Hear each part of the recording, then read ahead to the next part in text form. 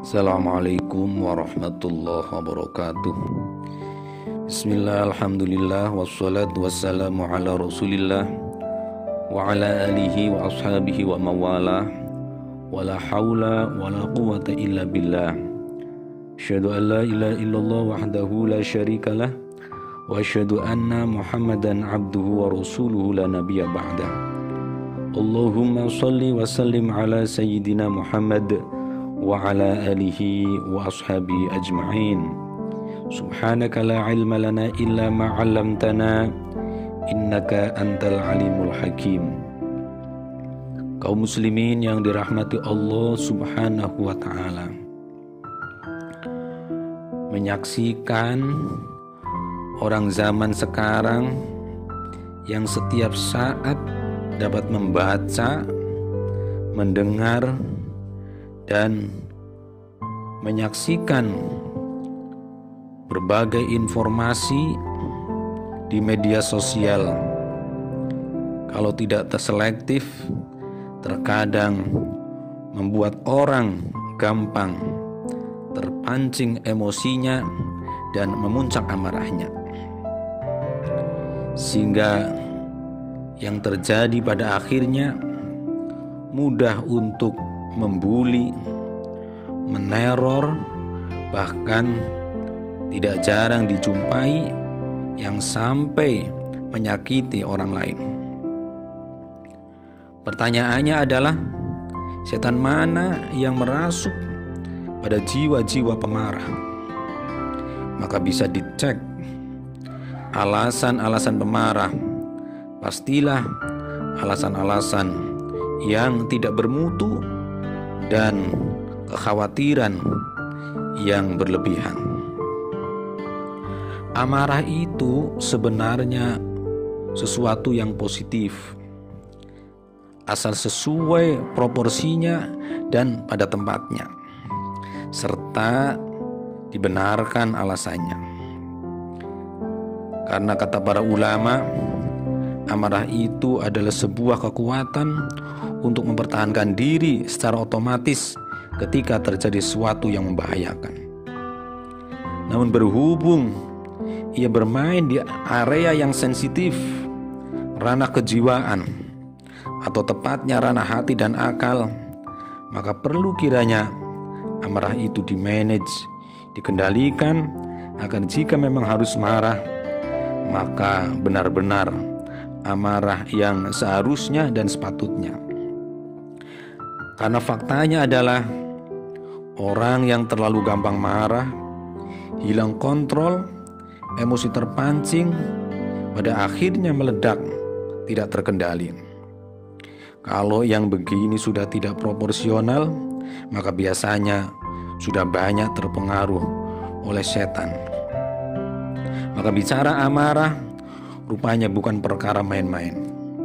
Di dalam Al-Quran, sifat orang-orang penahan amarah ini rupanya juga bukan sifat sembarangan.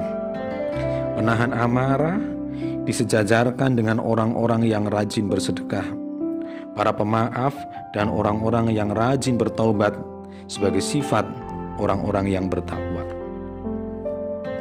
Menarik untuk dikaji bahwa penyebutan lafaz penahan amarah menggunakan isim fa'il, al-kadhiminal ghaid, para penahan amarah.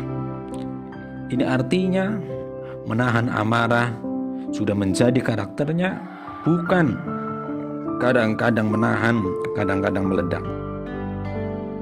Itulah juga sebabnya mengapa Rasulullah SAW bersabda, laisa syadid bisur'ah, innamas syadid alladhi yamliku nafsah innal ghadab.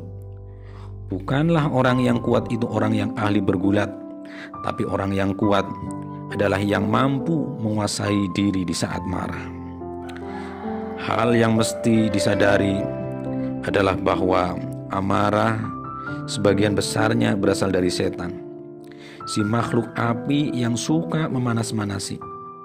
Maka satu-satunya kemarahan yang dibenarkan dan bukan berasal dari setan adalah kemarahan saat melihat aturan Allah dan agamanya dilanggar dan dipermainkan.